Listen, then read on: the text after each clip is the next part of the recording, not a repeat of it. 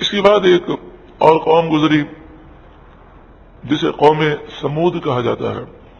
انہوں نے پچھلی قوموں سے یہ سیکھا کہ قومیں ہلاک کیسے ہوتی ہیں.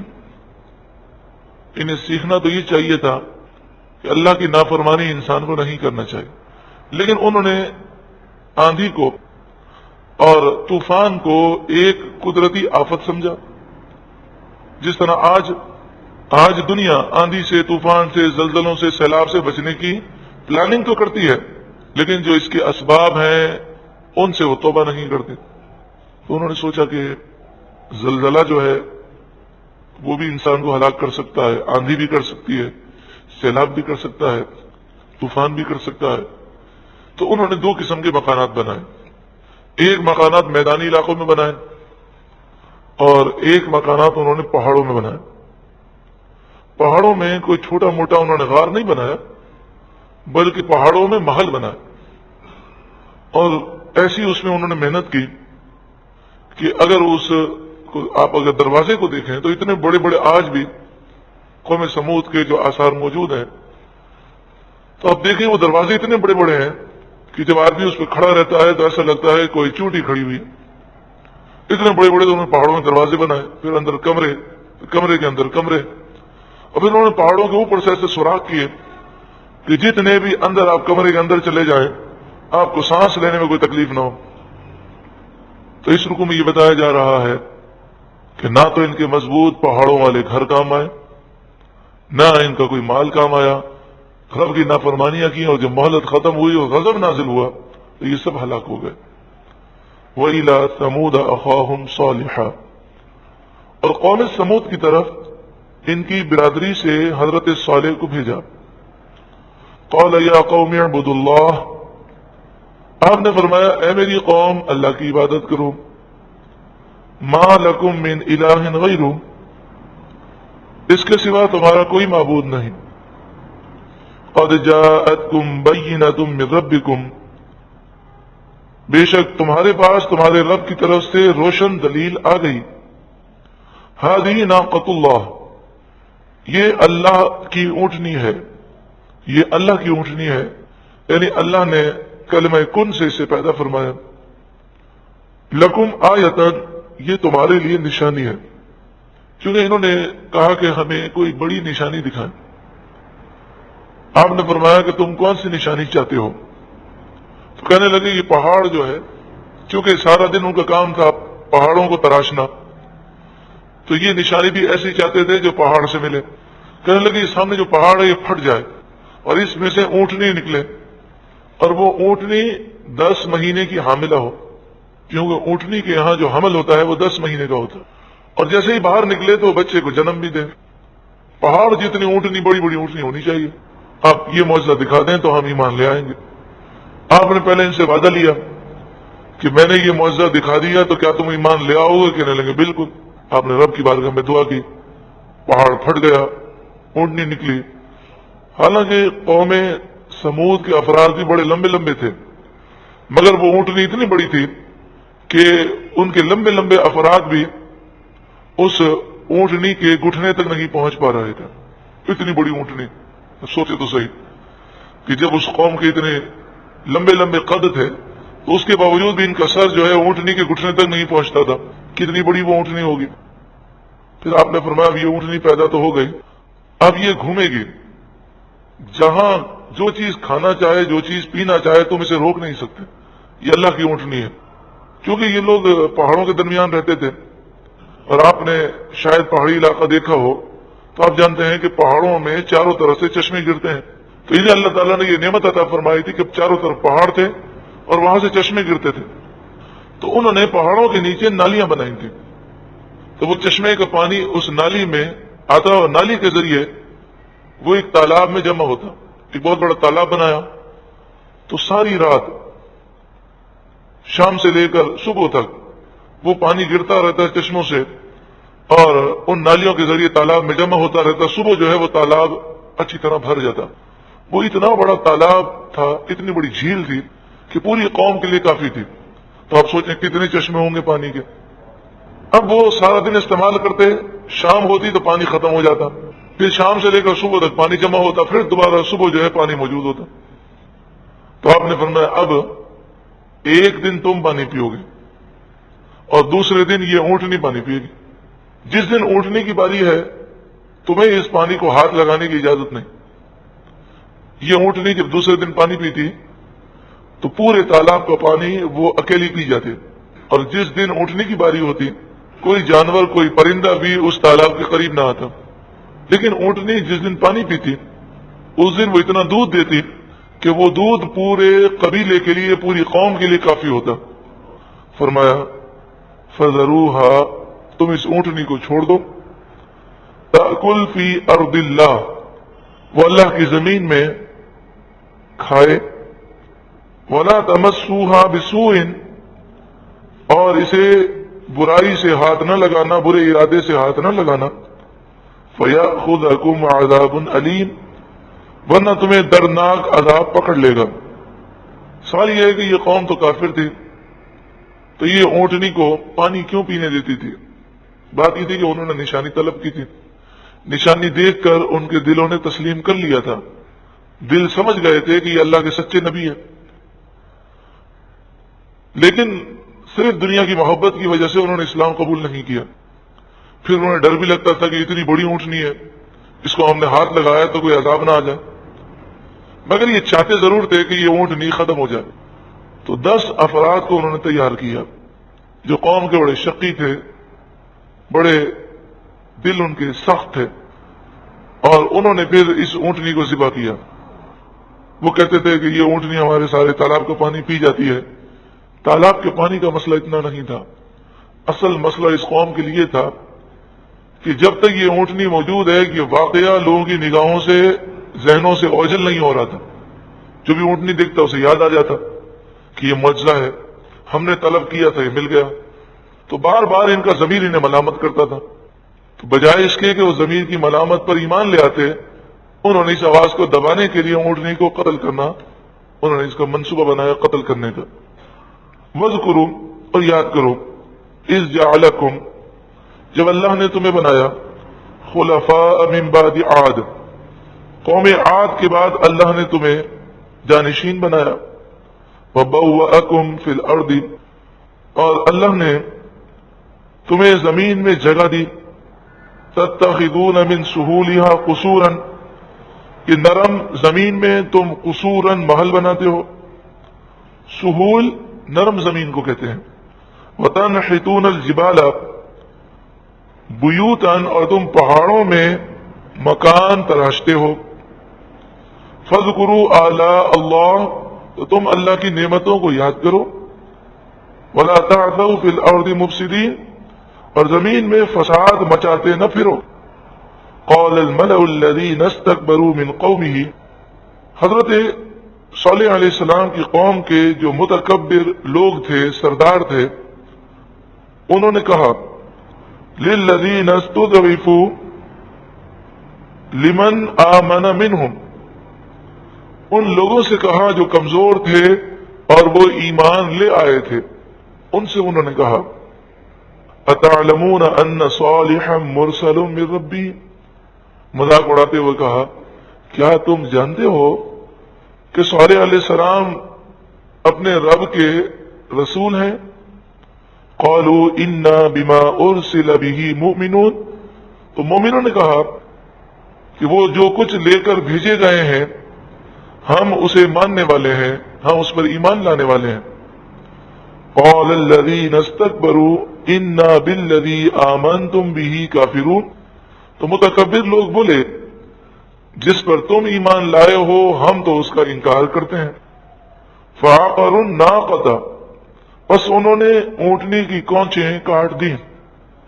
اونٹنی کتنی اونچی تھی کہ یہ اپنے اتنے لمبے قد کے باوجود اس کے گھٹنے تک نہیں پہنچ پا رہے تھے، تو انہوں نے اونٹنی کو کیسے ذبح کیا؟ انہوں نے تلوار سے اونٹنی کی پنڈلی کاٹ دی، نیچے سے جو گھٹنے اور ٹخنے کے درمیان حصہ ہوتا ہے اسے پنڈلی کہتے ہیں، نیچے سے انہوں نے پنڈلی کاٹی۔ جب اس کی چاروں پنڈلیاں کاٹ دی گئیں تو اونٹنی گر گئی، جب گر گئی تو انہوں نے مل کر اسے ذبح کیا۔ اونٹنی کا جو بچہ تھا اس کے بارے میں ایک روایت یہ ہے کہ وہ ان کے ہاتھ میں نہ آیا اور وہ چیختا ہوا کہیں جنگل میں غائب ہو گیا۔ وَعَتَوْا عَنْ أَمْرِ رَبِّهِمْ، اور انہوں نے اپنے رب کے حکم کی نافرمانی کی، سرکشی کی۔ وَقَالُوا، اور وہ بولے، یہ حرکت کرنے کے بعد انہوں نے چیلنج کیا، یا صالح ائتنا بما تعدنا ان كنت من المرسلین، اے صالح آپ جس عذاب کا وعدہ کرتے ہیں وہ عذاب لے آئیں اگر آپ رسول ہیں، اگر رسول ہیں تو عذاب لے آئیں۔ فأخذتهم الرجفة، تو انہیں زلزلے نے آ لیا۔ اب یہ تو پہاڑوں میں رہتے تھے اور گرمی کے اندر وہ میدانوں میں رہتے تھے، تو مفسرین نے فرمایا یہاں رجفہ کے الفاظ ہیں، رجفہ کا ترجمہ زلزلہ ہوتا ہے، لیکن حقیقت یہ ہے کہ پہلے ان پر ایک آواز پیدا ہوئی، وہ آواز اتنی خوفناک تھی کہ یہ سب ہلاک ہو گئے۔ پھر اس آواز کی جو شدت تھی اس کی وجہ سے زمین پر زلزلہ آیا، تو اصل میں یہ آواز سے ہلاک کیے گئے، اور جہاں تھے وہیں ان کے دل بند ہو گئے، ہارٹ فیل ہو گئے ان کے۔ فاصبحوا، یاد رکھیں کہ نبی اکرم صلی اللہ علیہ وآلہ وسلم کی احادیث سے یہ بات سمجھ میں آتی ہے جو محققین نے بیان کی کہ گناہگار شخص کے لیے اچانک موت یہ بری ہے، اور نیک آدمی کے لیے اچانک موت اچھی ہے۔ خاص طور پر کافروں کے لیے، مشرکین کے لیے اچانک موت بڑی خطرناک ہے، کیونکہ جب اچانک موت آتی ہے تو انسان کو توبہ کرنے کا موقع نہیں ملتا۔ اس آدمی گناہگار ہے اور اسے کوئی مرض پیدا ہو جائے اور جینے کی امید نہ رہے تو وہ اللہ کی طرف رجوع کر لیتا ہے، تو اچانک موت جو ہے وہ نیکوکاروں کے لیے بری نہیں ہے، وہ بری ہے گناہگاروں کے لیے کہ اس وجہ سے انہیں توبہ کرنے کا موقع نہیں ملتا۔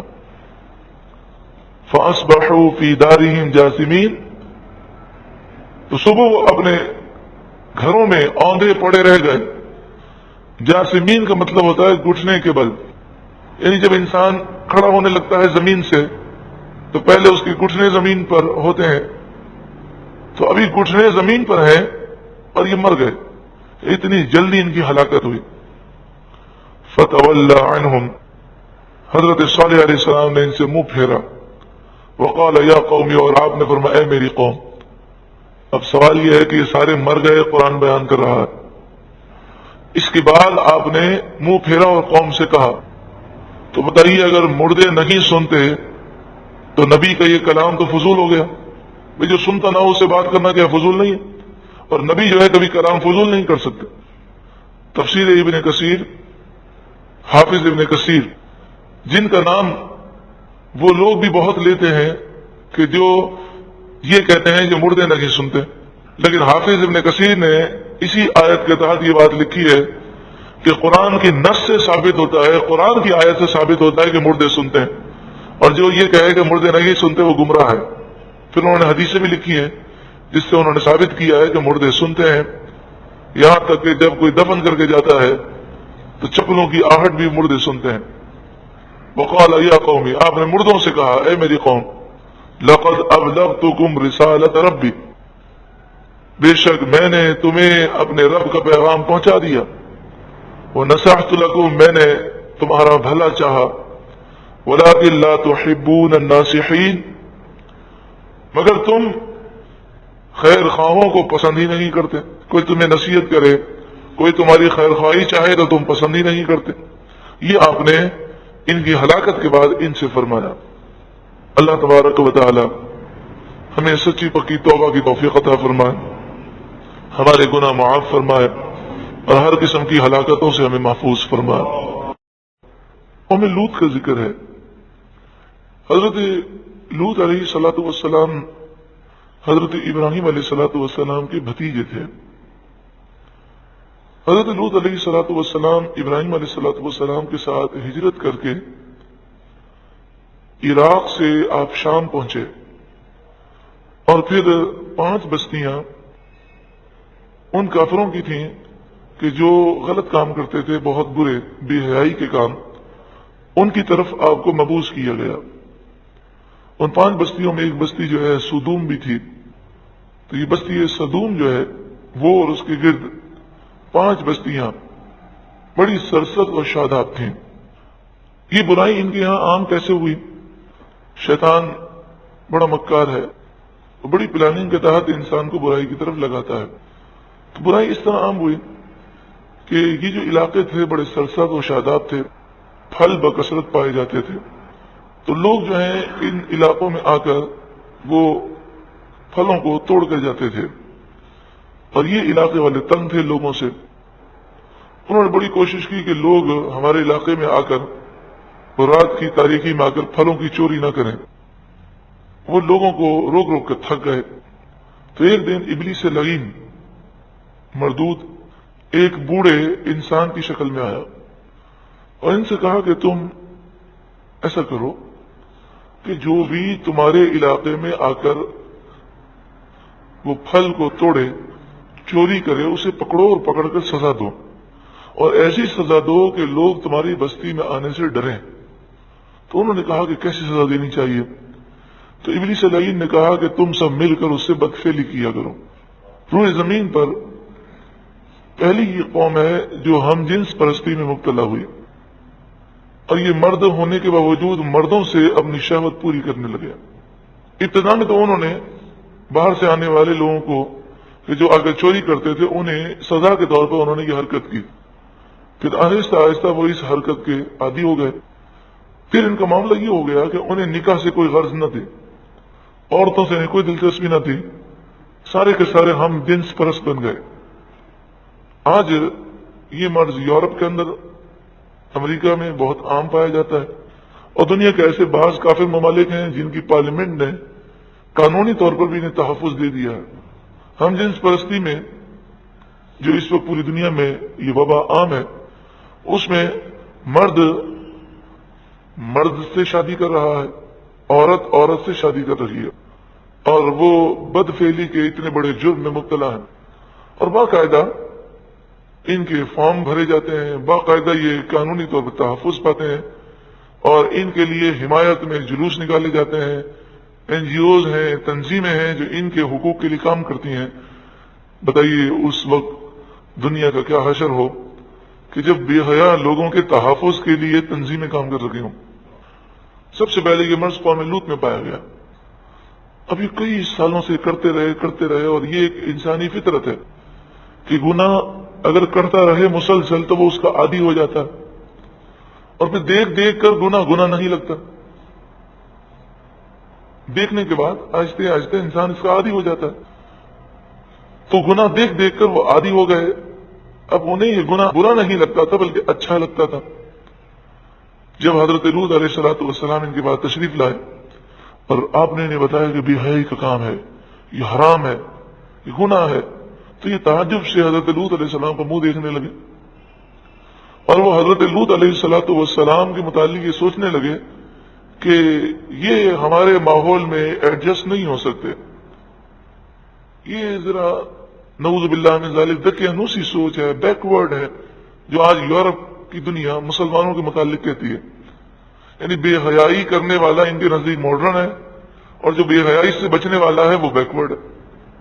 تو انہوں نے حضرت لوط علیہ السلام کو اسی طرح کی باتیں کہیں اور کہا کہ آپ ہمارے ماحول کو خراب کر رہے ہیں، ہم اتنے ترقی یافتہ ہیں، ہماری تہذیب و تمدن ہے، اور یہ ہم باہمی رضامندی و خوشی سے کرتے ہیں، آپ کو اس پر کیا کرا تھا. وہ لوطن، اور ہم نے حضرت لوط علیہ السلام کو بھیجا. اذ قال لقومه، جب آپ نے اپنے قوم سے کہا، اتأتون الفاحشہ، اے بدبختوں، کیا تم وہ بے حیائی کا کام کرتے ہو، ما سبقکم بہا من احد من العالمین، کہ تم سے پہلے پورے جہاں میں کبھی کسی نے ایسی بے حیائی کا کام نہیں کیا. یہ بے حیائی تو جانوروں میں نہیں پائی جاتی. جانور بھی وہ نر سے کوئی اس طرح کے تعلق نہیں رکھتا، نر کا رجحان مادہ کی طرف ہوتا ہے. تو تم تو وہ کام کر رہے ہو کہ وہ کام تو جانور بھی نہیں کرتے. خنزیر ایک بے حیا جانور ہے جسے اردو میں سور کہتے ہیں. مگر خنزیر کے اندر بھی یہ بیماری نہیں پائی جاتی، وہ بھی خنزیر جو نر ہے وہ نر کی طرف نہیں جاتے، تو یہ کام تو کسی نے نہیں کیا۔ انکم، بے شک تم، لتأتون الرجال، تم مردوں کے پاس آتے ہو، شہوتن، شہوت پوری کرنے کے لیے، من دون النساء، اپنی بیویوں کو چھوڑ کر، بل انتم قوم مسرفون، بلکہ تم حد سے گزرے ہوئے لوگ ہو، بڑے ظالم ہو، اور تم نے تو ساری حدود کو کراس کر دیا ہے۔ وما کان جواب قومہ، قوم کا کوئی جواب نہیں تھا، قوم کے پاس اس بات کا کوئی جواب نہیں تھا، الا، مگر، ان قالوا، یہ کہ وہ بولے، اخرجوہم، انہیں نکالو، من قریتکم، اپنی بستی سے، انہم اناس یتطہرون، بے شک یہ تو پاکیزگی